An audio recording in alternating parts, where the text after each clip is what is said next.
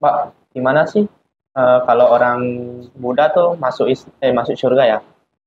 Surganya itu kayak gimana, Pak? Dikasih penjelasan. Jadi gini, nah, surga itu kalau kita masuk surga sesuai amal kita. Amal kita habis, kita akan diturunkan ke dunia lagi. Ada guru saya di Piara, dia bilang gini, kalau kita mau beriman, jangan banyak tanya, nanti putur imannya. Oh iya ya, ini agama keren banget ya. Suruh kita tuh berpikir, karena saya yakin ini agama bukan buatan manusia. Kalau ini agama buatan manusia udah hancur dari lama. Lihat kita sekarang, hujan dikit nggak berani ke masjid. Iya, iya, iya. Selemah apa iman kita sekarang. Karena tuh dikekang, nggak boleh kamu nggak boleh belajar Islam. Kalau kamu belajar Islam, kamu nggak boleh sekolah lagi loh.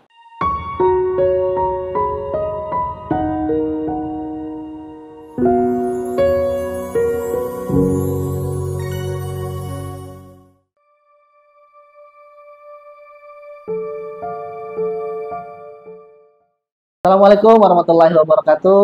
Apa kabar sahabat wakaf dimanapun Anda berada? Alhamdulillah, lagi-lagi di bulan Desember di tahun lalu 2023 saya juga ada di Pontianak. Sekarang di bulan Desember juga, sekarang saya berada di Pontianak juga. Waktu itu saya ketemu dengan namanya Dendi, ya, namanya Dendi. Nah, videonya nanti sudah ditonton sekitar 200.000 penonton. Dan nanti videonya akan saya taruh di deskripsi kisah mualafnya. Dan sekarang saya bersama Michael. Masya Allah. Kalau dari muka-mukanya gini ketahuan ya orang. Karena Udah ketahuan ya? udah ketahuan. Ya. Karena matanya irit sekali. Ya, jadi Bang Michael ini tadinya seorang Buddha ya. Buddha. Orang Buddha yang nanti akan berbagi kisah kenapa beliau ini memeluk Islam, menerima Islam, mendapatkan hidayah Islam dari Allah gitu ya. Nanti kita akan dengar dari beliau. Dan perlu saya sampaikan juga bahwa kali ini juga saya bertepatan dengan pendistribusian Al-Quran dari sahabat wakaf semuanya yang sudah menitipkan kepada kami untuk program wakaf Al-Quran dan pembinaan di Kalimantan Barat. Jadi teman-teman ini juga sekarang sedang mendistribusikan Al-Quran ke beberapa kabupaten atau beberapa wilayah yang ada di Kalimantan Barat. Nah, setelah dari sini, saya juga mau mendistribusikan Al-Quran untuk ke pedalaman Sintang bersama Ustadz Muhammad Yamin, seorang mu'alaf juga dari asli suku Dayak. Nah, sekarang kita langsung ke Bang Michael. Gimana Bang Michael, sehat ya? Alhamdulillah. Masya Allah. Jadi saya dan teman-teman sahabat wakaf ini pengen tahu secara detail ya, tapinya ya, secara detail. Kenapa ini Bang Michael ini mau untuk menerima Islam? Padahal memang kan biasanya kalau di Pontianak ini kan kebanyakan itu kan Chinese, ya. Kalau enggak dia Kristen, Buddha atau Konghucu ya. Konghucu, iya kan? Tiga itu kan? Iya. Ya kan? Tapi kok kenapa di tengah banyaknya orang-orang non Muslim yang katakanlah Kristen lah ya, sekarang ini sedang merayakan Natal, itu berarti umur keislamannya baru seminggu apa berapa minggu? 2 minggu. Berarti sekarang kan tanggal 12 ya? Ya. Berarti di bulan November kemarin? 2 minggu yang lalu. 2 minggu yang lalu? Ya. Insya Allah. Ini semakin penasaran.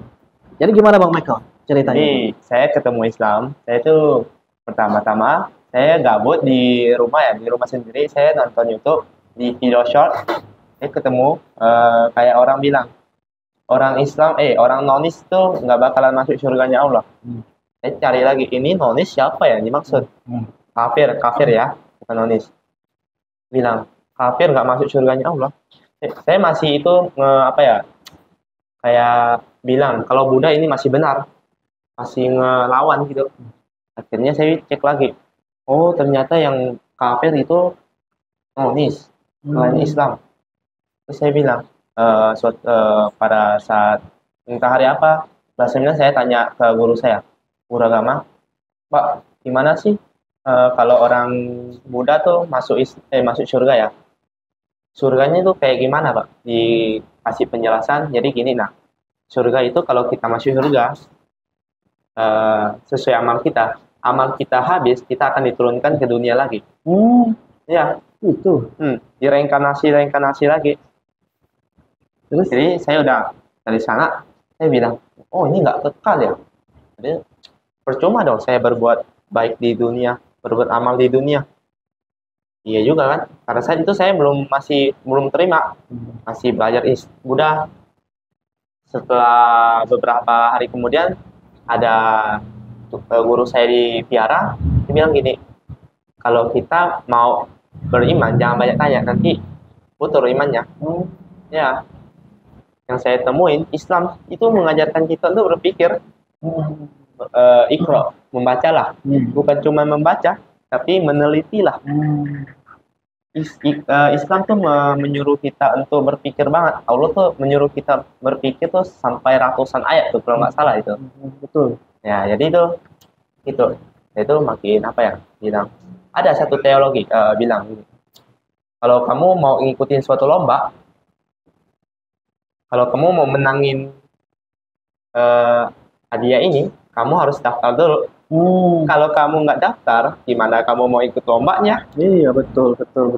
Kamu mau gimana mau menangkan pertandingan itu? Itu seperti Islam. Kamu mau masuk surga saya, ya udah kamu Daftar syahadat dulu. Iya, syahadat dulu. Caranya syahadat. Terus baru itu kamu baru apa ya? Beramal, amal baik-baik.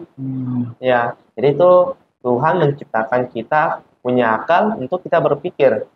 Dari situ saya bilang, oh iya ya, ini agama keren banget ya. Suruh kita tuh berpikir. Semua agama setelah saya riset ya teman-teman ya, itu semua agama tuh mengajarkan kita untuk beriman dulu. Habis itu jangan berpikir, jangan banyak tanya. Islam beda. Berpikir dulu pakai akal, baru mengimani. Iya, disuruh mengimani dulu. Dan setelah saya riset, ini agama, gak ada agama tuh yang menantang manusia. Cuman agama ini yang menantang manusia. Untuk ini membuktikan. Iya. Kalau kamu ragu sama ayat yang kami turunkan kepada hamba kami Muhammad, maka buatlah ayat yang semisalnya yang sama dengan ayat yang sama kami. Iya. Jadi itu gila ini. Berarti apa ya, sampai menantang manusia gitu. Iya. Enggak apa ya, kalau agama lain kan udah ini kebaikan. Oh iya, saya bilang semua agama itu benar katanya kan, untuk satu tujuan yang sama, satu Tuhan yang sama. Saya bilang enggak. Kenapa? Karena kalau sama semua bahaya kita. Di Kristen kalau domba-domba tersesat nggak bakalan ikut Yesus. Di Buddha kalau nggak ikut Buddha, di hari kiamat nanti nggak bakalan ikut kaumnya. Di Islam juga sama, di nonis nggak bakalan masuk surganya Allah. Gimana kamu bilang semua agama itu sama, sedangkan ini tuh nggak bisa masuk.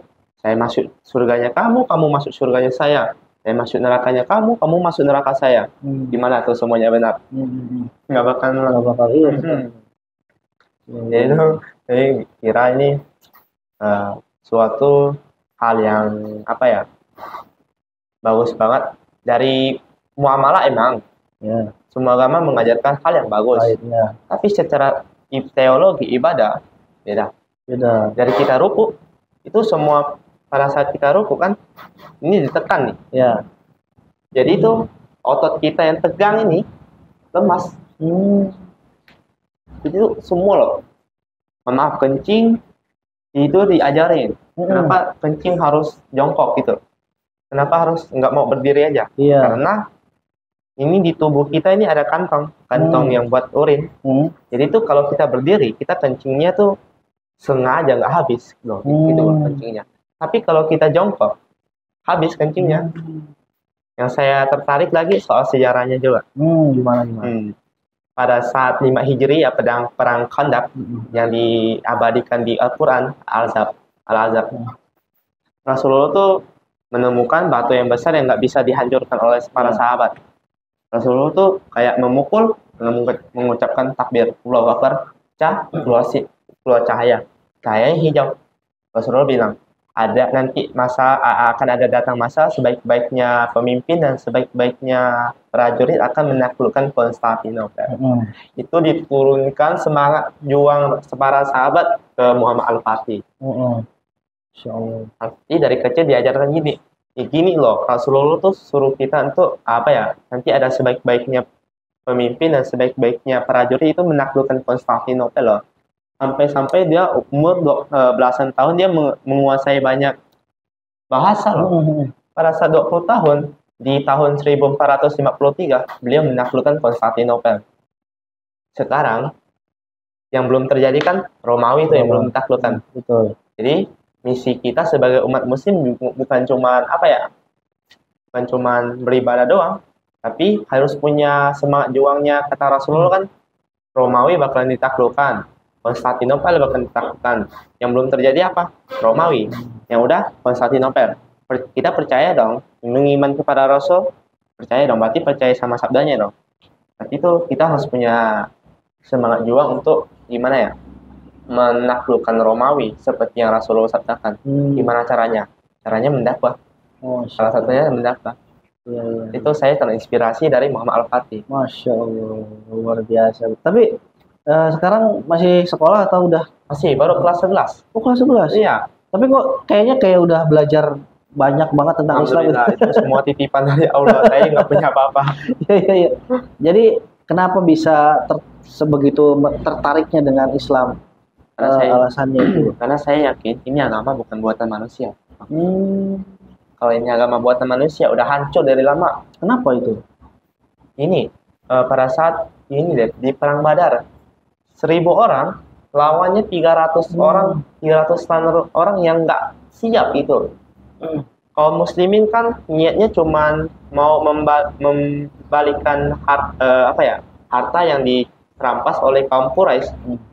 Jadi tuh pertemuan Quraisy yang dipimpin sama Abu Jahal tuh ketemu. Allah yang ngatur sendiri, Allah yang bilang di Quran. Jadi tuh Allah bilang, kamu pasti menang. Dibilang ke Rasulullah, kamu pasti menang, kamu yakin aja. Terus turunlah 1000 malaikat untuk menolong para sahabat dan Rasulullah perang. Yang nggak kita masuk logikanya gini, di perang Yarmuk itu puluhan ribu doang itu. Kaum muslimin lawan 200-an ribu tuh. Kaum Romawi. Nah, kita mikir pakai logika aja ya. Ini puluhan ribu orang melawan 200-an ribu orang. Nggak mungkin. Nggak mungkin. Jadi itu ini kalau kita benar-benar mengimani kan kita udah pasti percaya tuh sama sejarahnya. Sejarahnya nggak mungkin bohong dong. Iya. Itu saya pikir ini gila banget ini. Puluhan ribu orang lawan 200.000 orang. Kalau secara manusiawi nggak bakal menang. Iya.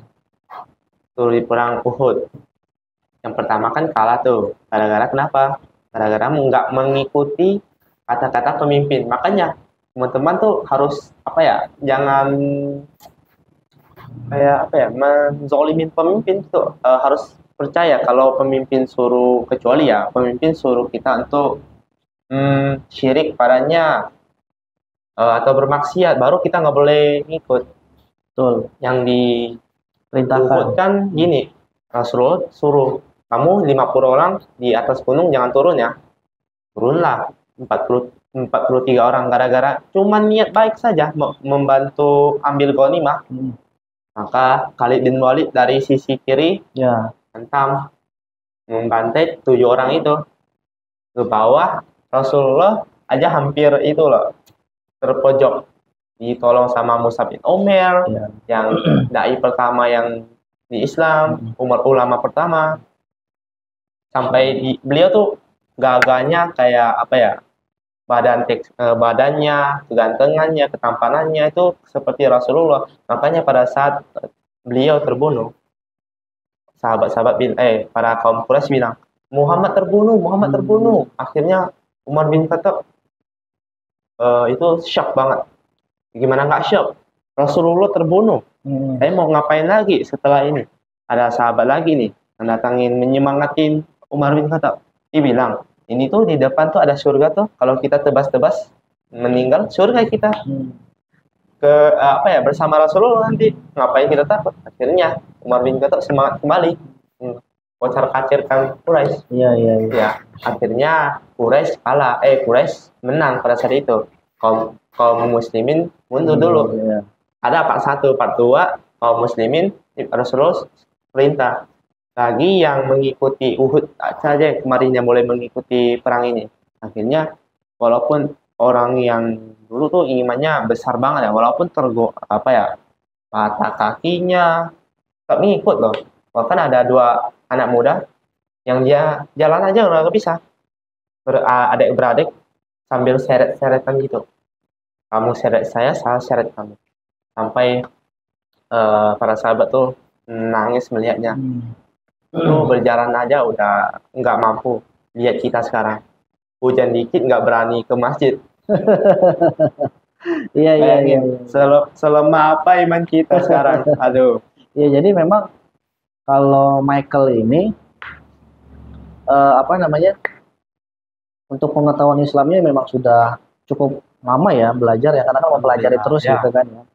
Nah berarti kan kalau boleh tahu sendiri nih, sekarang Michael tinggal sama siapa? Sama bibi. Oh, sama bibi. Orang tua di Bandung. Oh, di Bandung. Iya, bapak saya di Maluku. Bapak di Maluku, ibu di Bandung. Ya. Kerja semua mereka di sana. Berarti dari kecil tinggal sama bibi? Enggak, itu Bandung, mama cuma ribuan. Kalau pulang balik lagi ke sini. Oh. Ya. Berarti mau masih di Bandung ya? Saya mencuri kesempatan inilah untuk belajar lebih banyak lagi tentang Islam. Karena bisa bebas. Kalau ibu saya ke sini nggak bisa. Oh, kenapa? Karena tuh dikekang. Nggak boleh. Kamu nggak boleh belajar Islam. Kalau kamu belajar Islam, kamu nggak boleh sekolah lagi loh. Oh, gitu. Jadi sekarang ibu udah tahu belum? Belum. Tapi udah siap nih kalau ibu tahu? Insya Allah. Apa yang dipersiapkan nanti? Salah satunya iman harus diperkuat dengan cara mengetahui cerita-ceritanya para sahabat. Salah satunya Mus'ab bin Umair. Beliau pada saat belum masuk Islam itu parfumnya kalau lewat kecium tuh sama orang-orang sambil kayaknya itu. Pada saat beliau masuk Islam, beliau dikurung, hartanya diambil sama ibunya. Ibunya bilang, kalau kamu masih mau ngikutin agamanya yang diajarin sama Muhammad dan tidak balik lagi ke agama nenek moyangmu, ibu nggak bakal makan. Inilah kata-kata mutiara dari Mus'ab bin Umair. Walaupun mama nggak makan sampai beberapa hari pun, saya nggak bakalan meninggalkan ajaran yang Muhammad ajarkan. Karena saya yakin ini agama yang benar. Masya Allah. Ada tuh di Sa'ad bin Abi Waqqas. Sama seperti Mus'ab bin Umair. Itu kalau kita tahu cerita heroik para sahabat, iman kita seketika tuh bisa meningkat. Ya, jadi tuh kalau kita punya anak misalnya ya, kalau kita ceritain cerita-cerita yang biasa gitu, udah menyerah mentalnya.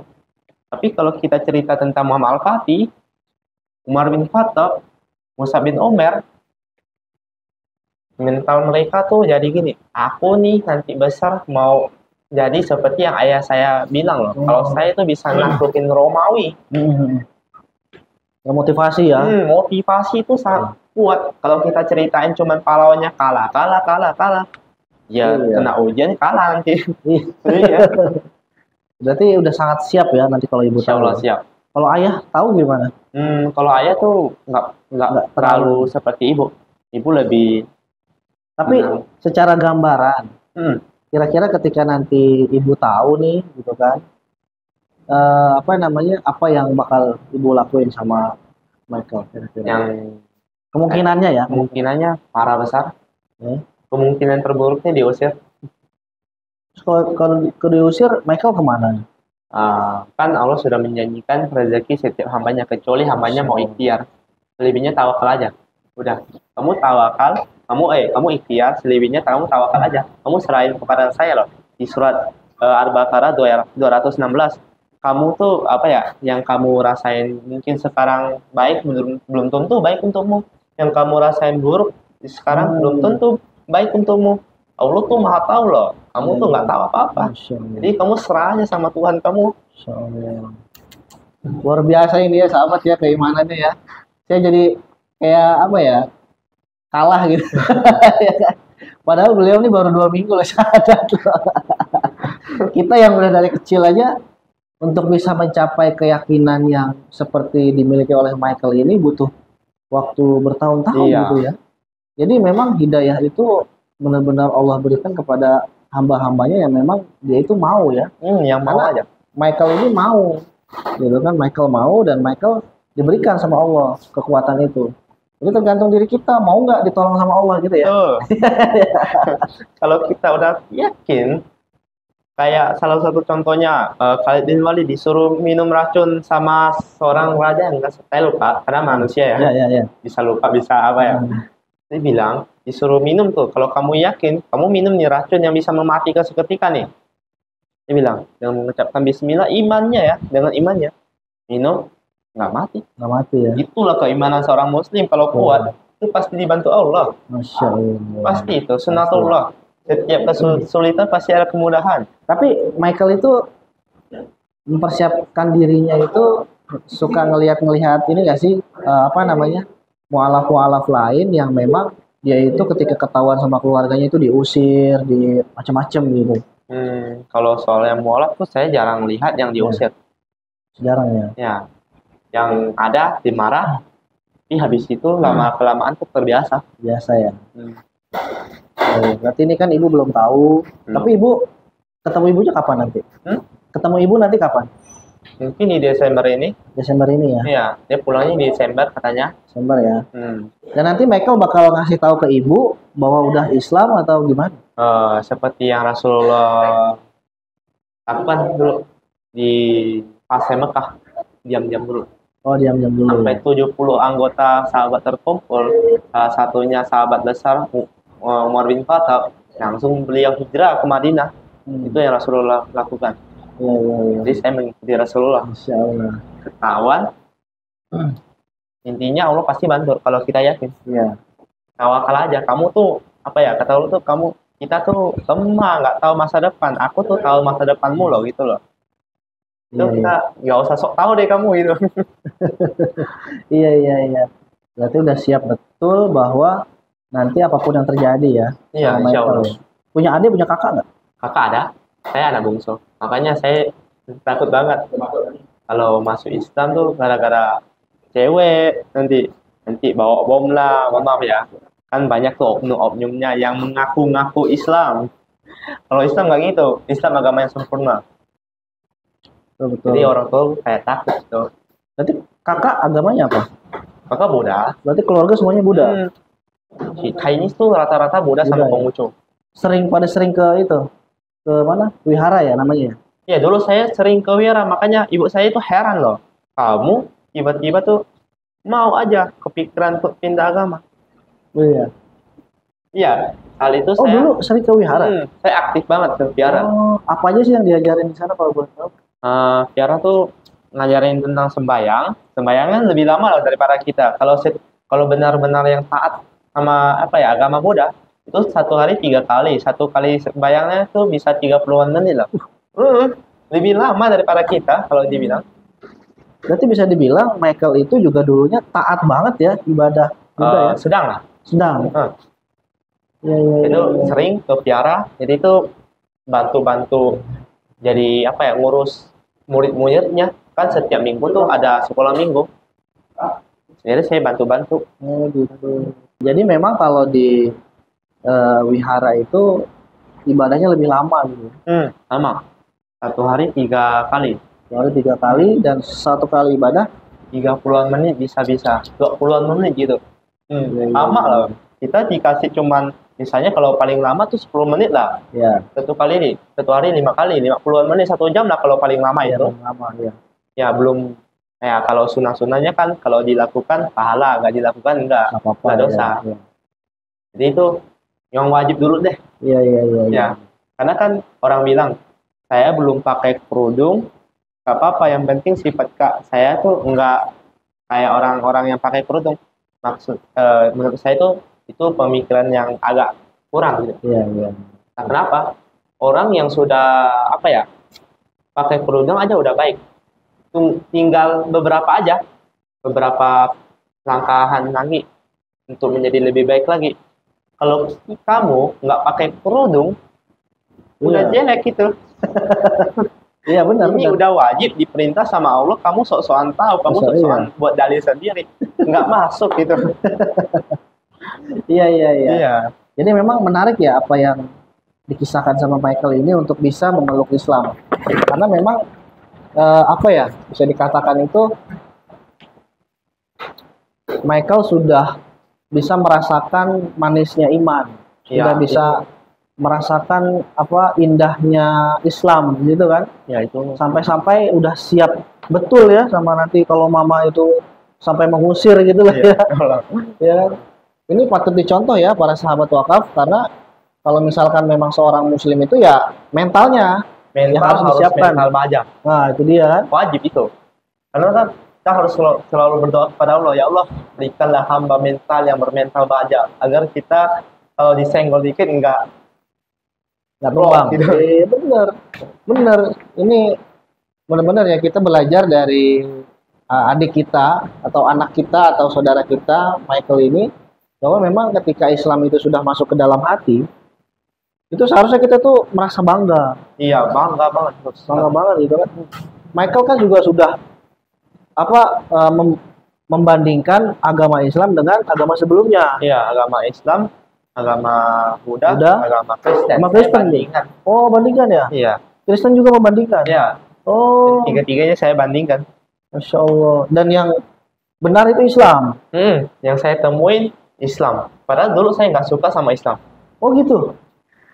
Ada orang bilang gini, kamu dulu nggak suka sama Islam, tapi sekarang kamu memperjuangkan Dulu Islam. kenapa nggak suka sama Islam? Saya lihat oknumnya, bukan Islamnya. Gimana? Yang saya lihat itu oknumnya, bukan Oh, Islamnya. Muslimnya, Iya, orangnya. kalau sekarang saya lihat oknumnya, saya nggak masuk Islam tuh. Nggak mau saya. Tapi yang saya temuin itu apa?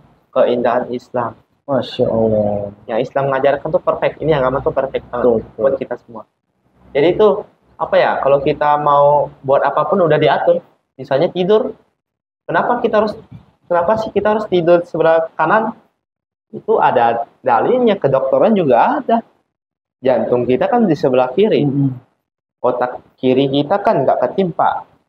Jadi kalau kita tidur ini sebelah kanan, jantung kita tuh lebih mudah nafasnya. Kalau pada saat kita tidur apa ya di sebelah kanan, jantung kita pada saat kita tidur kan susah apa ya, pernapasan kita tuh turun. Ya. Jadi kalau kita kiri itu agak susah Susah. nafasnya. Betul. Iya. Kan jantungnya Jadi, di sini ya. ya secara itu dijelaskan semuanya, masuk akal banget. Iya, Itu iya. dulu dijelasinnya pada abad ke-6 loh. Itu Iya. apa ya? Kalau boleh dibilang masih kuno lah. Iya, nggak ada teknologi lah ya. Itu dari Madinah kecil loh kotanya loh. Iya loh. Besar-besar. Iya ya. Iya. Jadi membesar, jadi semakin meluas gitu kan. Meluas. Justru malah kan golden age Golden Age. itu kan muncul dari Islam, gitu kan. Kimia, fisika, atom, neutron, proton, itu Aljabar, iya. ya kan. Semuanya dari Islam. Kan? Iya, dari Islam semuanya. Tapi dikembangkan lagi sama orang Barat, makanya yang orang-orang lihat sekarang orang-orang Barat tuh yang Iya. nemuin tuh. Padahal orang Islam tuh yang nemuin tuh. Padahal Muslim yang menemukan itu. Gitu Muslim kan? yang nemuin. Atau Big Bang. Iya, Big Bang. Dulu kan Big Bang-nya gini, dijelasin kan bahwa kalau satu titik membesar-besar pecah terbelai-belai. Iya. Ini sekarang baru ditemuin di tahun 90-an. 900-an ya. Dia baru ditemuin padahal tuh Big Bang udah dijelasin loh dulu loh. Karena ilmuwan meneliti ya. Ini kan ada hal kecil nih, makin besar pecah gitu ya. Iya. Tapi kalau dibalikin apa ya? Waktunya makin kecil hilang. Iya, betul. Ini itu Big Bang. Betul, Karena betul. kita harus pelajari supaya iman kita tuh meningkat gitu loh. Betul, betul. Jangan cuma kita jadi muslim doang. Muslim tapi harus punya semangat juangnya Islam. Ya, sahabat wakaf, itu tadi memang kita tahu lah ya apa yang dipikirkan atau apa yang ada di dalam pemikirannya Michael ini seperti apa Islamnya. Dan memang betul kata Michael, yang harus diketahui oleh kita semua, baik muslim atau non muslim, adalah Islamnya. Betul. Jangan muslimnya. Jangan lihat muslimnya, kalau Iya. kita lihat muslimnya hancur sekarang. Makanya kita punya visi misi hidup. Kalau kita kata Ustaz Felix ya, kalau kita tuh harus punya visi misi hidup loh gitu loh. Apa visi misi hidupnya? Kita harus menjadi pendakwah, nggak harus jadi ustaz. Misalnya ada teman nih yang udah kepengen dikit mau hijrah, kita langsung rangkul, jangan malah menghina, jangan bilang, abang misalnya baru mau hijrah, saya langsung ngatain abang, apain kamu hijrah? Kamu banyak dosanya kamu. Jangan gitu. Kalau kita menghina teman kita, itu makin berkurang semangatnya. Tapi kalau kita rangkul, bro, kalau kamu mau cerita apa-apa, nanti saya sharing aja ke saya, nanti saya bantu, insya Allah. Saya memberikan penjelasan apa yang sudah saya pelajari. Jadi tuh kita tuh kalau cari pasangan juga harus punya visi misi. Jangan cuma cari pasangan doang. Kata Rasul kan boleh nikahin gara-gara kecantikannya, nasabnya, ekonomi. Yang terakhir agama. Yang paling penting mana? Agama. Karena kecantikan bisa hilang pada saat kita tua. Betul. Ekonomi bisa hilang kalau Allah mau ambil. Betul. Nasab santai aja, itu hal biasa. Tapi kalau agama, walaupun kita miskin, walaupun kita boleh dibilang kurang sempurna ya, itu tuh masih bisa dirangkul dengan agama. Iya. Ya. Betul sekali. Betul. Apa yang dikatakan oleh Michael itu betul sekali. Jadi umur keislamannya baru 2 pekan, tetapi pengetahuan tentang Islam, tentang para sahabat, tentang para pahlawan Islam, itu sudah seperti orang yang belajar di pesantren ya. Jadi mungkin kita harus dukung Michael, kita harus kasih support beliau agar bisa kuat, agar bisa semangat ya Michael ya. Ya. Agar bisa tetap berada kepada keimanan dan ketakwaan kepada Allah Subhanahu wa taala ya. Karena setelah ini mudah-mudahan video ini bisa mengetuk pintu hati ibunya Michael ya. Insya Allah. Agar nanti pilihan Michael, karena Michael sudah dewasa sekarang, udah berapa tahun? 17 tahun. 17 tahun, sudah bisa memilih. Ya. Iya kan? Sudah bisa memilih, sudah punya hak memilih. Bahkan kalau sudah punya KTP untuk bisa coblos ya. Iya, coblos. Iya kan, wakil kan. Nah, ini Michael sudah dewasa dan sudah memiliki hak memilih. Iya. Apakah Islam, Kristen, Buddha atau agama lainnya. Dan ternyata Michael memilih Islam. Betul. Dan para sahabat semuanya harus dukung, dan buat orang tua Michael, baik ibu atau bapaknya Michael, mudah-mudahan ibu dan bapak Michael bisa disehatkan dan selalu mendukung apa yang menjadi keputusan Michael. Iya. Gitu ya. Amin. Mudah-mudahan ya. Doanya untuk harapannya atau apa yang mau disampaikan untuk ibu. Sini. Semoga ibu saya bisa nerima, walaupun awal-awalnya mungkin marah ya. Tapi semoga Allah melembutkan hati kedua orang tua saya dan untuk menerima Islam dan menerima hamba Islam. Itu yang saya sering doakan. Masya Allah. Amin ya rabbal alamin. Ya. Kita aminkan doanya dari Michael. Mudah-mudahan ini menjadi konten yang bermanfaat buat teman-teman semuanya, buat sahabat semuanya, dan bisa menambah keimanan, kemudian juga ketakwaan, juga semangat dalam beribadah kepada Allah Subhanahu wa taala. Karena bukan apa, kita Islam dari lahir. Michael baru 2 pekan Islam, tetapi kita jangan sampai kalah dengan Michael dari sisi ibadah, keimanan, dan ketakwaan kepada Allah Subhanahu wa taala. Jangan lupa subscribe channel ini bagi teman-teman semua yang belum subscribe, agar kami bisa semakin memberikan konten-konten yang edukatif dan informatif. Terima kasih dari Pontianak, saya Hendrik dan tim beserta Michael. Assalamualaikum warahmatullahi wabarakatuh. Jadi salah satu hambatan di jalannya, ya ini nih. Nah ini salah satu.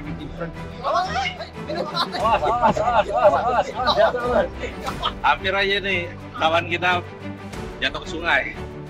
Jadi memang salah satu hambatan kita itu kalau masuk ke pedalaman Ya, seperti ini. ya seperti ini salah satunya. Belum lagi kayu-kayu itu pada muncul dari dasar sungai. Jadi memang perlu kehati-hatian dan tingkat risikonya juga Besar ya.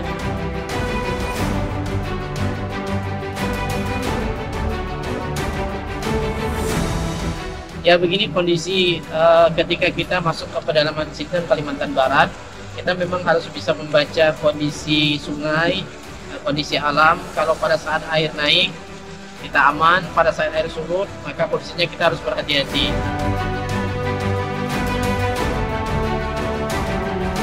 Pada siang hari ini kita akan berangkat menuju Desa Mentatai. Dalam perjalanan insya Allah bisa ditempuh nanti bersama dengan tim kurang lebih 6-7 jam. Pada malam hari nanti kita akan bertemu dengan warga umat Islam yang ada di pedalaman Desa Mentatai.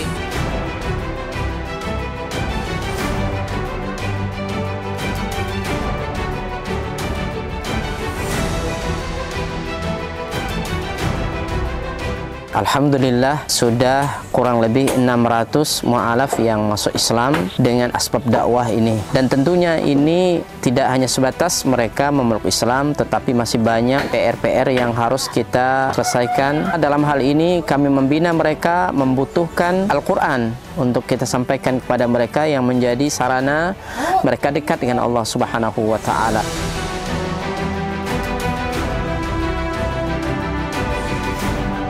Kami berharap dan mengharapkan bantuan dari seluruh kaum muslimin untuk mensupport dakwah ini dengan berwakaf Al-Quran di Badan Wakaf Al-Quran. Luar biasa.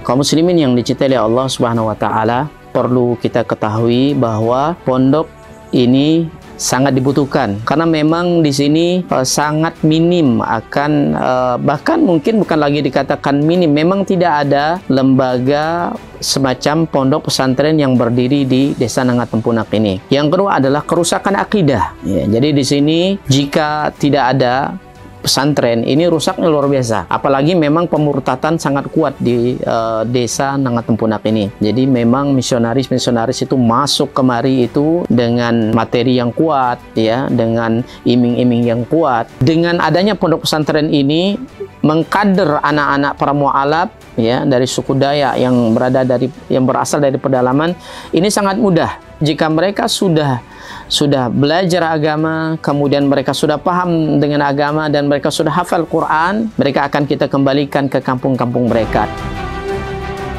Kita sekarang sambil melihat lahan atau tanah yang akan kita bebaskan untuk pembangunan atau perluasan pondok tahfiz Quran Cahaya Tempunak.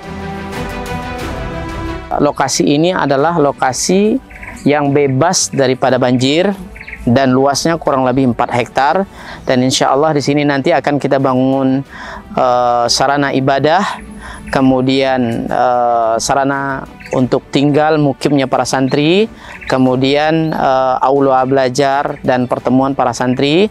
Dengan demikian ini akan membantu dakwah dan memaksimalkan dakwah di pelosok pedalaman Sintang, Kalimantan Barat. Kami mengajak kepada seluruh kaum muslimin untuk mensupport, membantu dakwah ini dengan menyiapkan donasi dan wakaf terbaik melalui Badan Wakaf Al-Quran, dan semoga apa yang kita korbankan di jalan Allah Subhanahu wa Ta'ala, harta kita, lelahnya kita, semua akan Allah berikan ganti dengan ganti yang lebih baik, kemudian diberikan balasan dengan balasan yang terbaik. Dan kami mendoakan semoga antum semua dijaga oleh Allah Subhanahu wa Ta'ala dari seluruh musibah baik dunia maupun akhirat. Barakallahu fikum. Assalamualaikum warahmatullahi wabarakatuh.